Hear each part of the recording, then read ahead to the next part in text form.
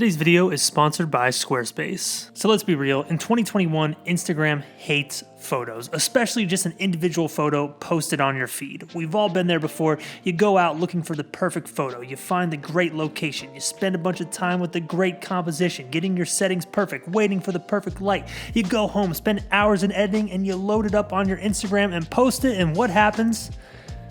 Nobody really cares. And it's unfortunate because I wish they did. But today we're gonna go over one of my little tricks that I use to just make my photos appear a little bit more interesting on Instagram and spice up my feed a little bit. So I've made multiple videos at this point about Instagram. A bunch of creators have made videos about Instagram in 2021. And one of the main takeaways is that if you're just posting plain static photos of whatever it is you're making, unfortunately, the algorithm is not showing you a lot of love. Right now, Instagram is slowly becoming a more video-based platform. Now, I just see this as something that is a basic adaptation that any photographer needs. If you want to use Instagram to share your photos, you're going to have to do something different than you could 5 years ago. You can't just put up your best photo anymore. You need to incorporate something different to get it to stand out. So today I'm going to show you my favorite trick to stand out on Instagram when I'm just posting photos. Rather than posting one static image, I post a 3-photo collage, which I'm going to show you how to make in Photoshop. But the reason I do this is to boost engagement on my posts and also create more of an interesting feeling around the photography that I'm making, try to tell more of a story, do something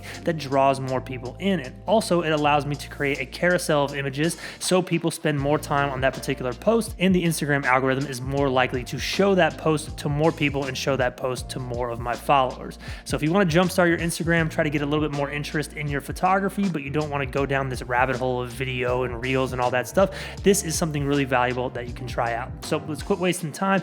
Let's jump into the computer. I'm going to show you how to do it. So these are the photos we're going to be working with today. It's a photo set that I made outside of Smoky Mountain National Park in a little town called Cherokee. There's actually a pretty famous casino there, the Cherokee Casino, if you ever want to check it out.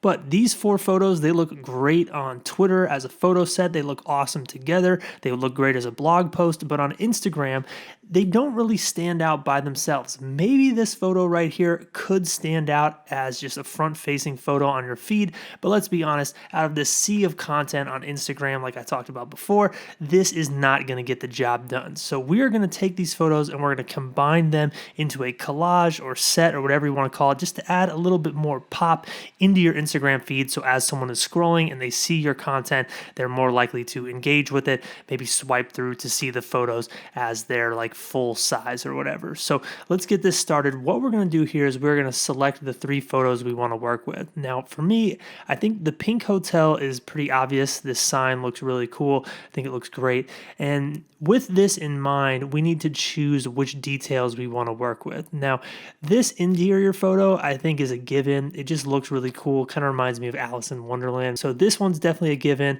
and the pink motel is definitely a given as well. So our last 2 choices are this photo right here, which showcases the interior or the exterior of the hotel being pink, and then these red trees, or this one right here. And I think this does a better job of setting the scene. I think it shows the exterior of the hotel.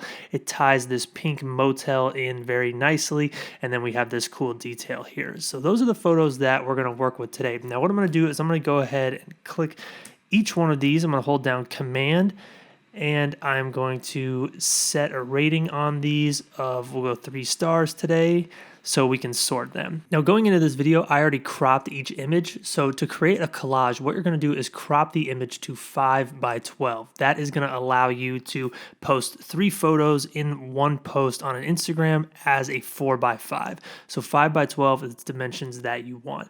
Now starting with this photo right here, this is the trickiest one because of the composition involved. We don't wanna cut out too much of this hotel down here, because if we do that, it's not really gonna showcase the scene and tie the rest of the photos in properly. So what I'm thinking here is cropping just enough to show the edge of the hotel. I wish I could get all of the Tinkerbell thing in there, but it is what it is. So I think that looks good. And what this allows us to do is if we put this photo in the set, people can understand that, okay, this is the hotel that I am now looking at in this photo right here. And then they can assume that the inside of the hotel is this photo right here. So the next thing we got to do is talk about the edits on these. These were pre-edited. If you want some insights into how I edit, you want to check out some presets I have available, you can go to my Patreon. I'll link that down below in the description.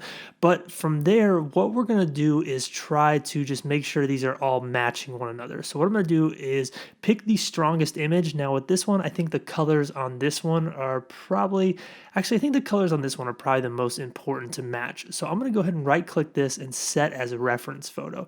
Now we're going to jump over to this pink motel photo and we're going to click on this RA right here, which allows us to have our photos side by side. Now, for the most part, I think these match pretty well. I don't think there's anything going on that I necessarily need to change, but let's say hypothetically I wanted to add a little bit more vibrance into this or something like that. I can, and I can use this as a reference to make sure that everything's looking good, and then I can do the exact same thing here. Now, once again, I think these colors match pretty well. I think the vibe matches really well, so there's not much I have to do. Now we'll go ahead and highlight all these right here, right click. We're going to go ahead and export. Now, when I export photos for Instagram, I don't do any fancy like resizing or anything like that. People like to say that helps. For me, all I do is limit the file size to 3 or 4K so it doesn't take up as much space on my hard drive, and then I go ahead and export. Simple as that. I don't overcomplicate it. I make sure my resolution is at 300 and I make sure the quality is at 100. And there we go. Quick, before we continue the video, I want to take a quick second to thank our sponsor today, Squarespace. Last week, my merch company, 1826, had our biggest launch to date, and a lot of work goes into these launches, from the inventory to the product photography to the social media, but Squarespace keeps the website component simple. Updating 1826.com is as simple as locating files on my computer and adding them into the template that was already built by Squarespace. And if you want to see a full breakdown of how I built 1826.com and how you can apply this template to your own photography e-commerce store, you can go to the video I have linked in the description down below. I'll break down how you can use this template to build a print shop for yourself. And if you're using your Squarespace site for more e-commerce based applications, there are a bunch of tools for you there. One of the big ones is email campaigns. I haven't done one yet. We're sending our first one on Friday, but that's an easy way for you to connect with the potential customers for whatever it is you're creating. And because it's Squarespace, you know they're keeping it easy. So all these email campaigns are customizable templates that you just once again fill in just like when you were building your website. So you can go to that link in the description below. You can check out that tutorial. You can build a free trial with squarespace.com/EvanRanth. And when you're ready to sign up, you can use code EvanRanth at checkout to get 10% off your first purchase. So that's squarespace.com/EvanRanth to start a free trial. And you can use code EvanRanth to get 10% off that first purchase. So thank you to Squarespace for sponsoring today's video. Back to this tutorial. From there, we're going to go ahead and open up Photoshop, and what we're going to do is we're going to create a width of 4,000 pixels and a height of 5,000 pixels. And we're going to once again make sure our resolution is at 300. We're going to make sure our bit rate is at 16, and we'll go ahead and create this. Cool. I'm going to go ahead and ungroup this artboard. Now we're going to go ahead and go to the folder where we exported these images. We are going to highlight and we're going to drag them into Photoshop right here. Drop that in, let's check box, move these like this. Now this is kind of a matter of personal preference. You can decide where you want each image to lie.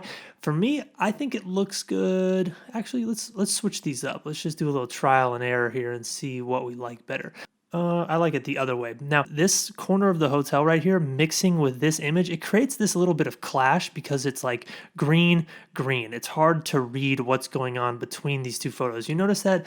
It's just what I call eyeball confusion. When you look at it, it takes you an extra split second to say, what's going on here? There's no natural border between these two. Whereas when we have our images like this, notice how we now have this natural border between the green trees. So it's green here, natural border being the parking lot, more green and more red, natural border here, your eyes can go down here. Now, for some of you, you might think that that's a little bit crazy, but that is how I think about curation. I say, what makes sense to my eyeballs? How can this be read as easy as possible? But let's say you fall into that category where you want to add some continuity between these three photos. You could do something like color balance, where you can go in and you can do a total color balance adjustment just to make the same adjustments to every single highlight, every single shadow, and every single mid-tone between the three images. And this can add some continuity, but you can also go overboard on this, especially because these are JPEGs that you have now dropped into an artboard type setting. But let's see from there, we'll move these around just a little bit more, and I'll go ahead and leave it at that.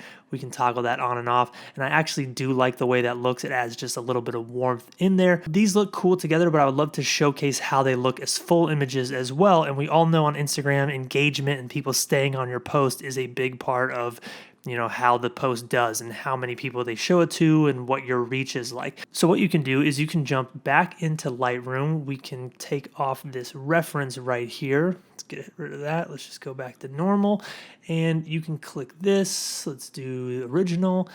And let's go ahead and export this photo as the original. We can go ahead and grab these three, bring them over here into Photoshop once again. Cool, we'll go ahead and add a layer, grab our paintbrush, drop in a color, we'll do white. Cool. Layer, bring this down, and now we can go ahead and we can export each one of these as their own post. So when someone comes to your Instagram and they see these three photos, they can now swipe through and you can kind of get a full picture of the photo set that you created. And you could even include that fourth photo that I talked about earlier in the video if you wanted. Obviously, you're gonna have to export these and save them. If you're into photography, you wanna try something new, that's how you do it. Hit the thumbs up if you enjoyed today's video. Y'all are the truth. I will catch you next time.